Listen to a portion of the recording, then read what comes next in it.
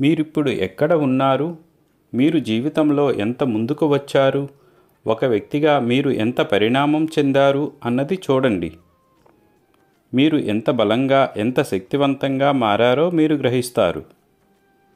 ఇప్పుడు ఏ పరిస్థితి కూడా మిమ్మల్ని బలహీనం చేయలేదు.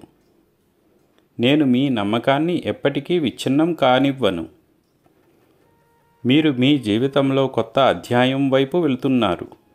ఇప్పుడు వెనక్కి తిరిగి చూడకండి. ఎల్లప్పుడూ నాలో లీనమై ఉండండి. అప్పుడు మీరు సంతోషంగా ఉంటారు. మీ జీవితంలో ఇప్పుడు ఒక పెద్ద మంచి మార్పు రాబోతున్నది.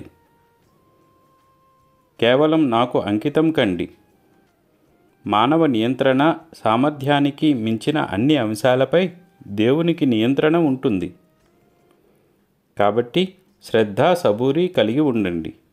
అంతా బాగానే ఉంటుంది. అల్లా మాలిక్.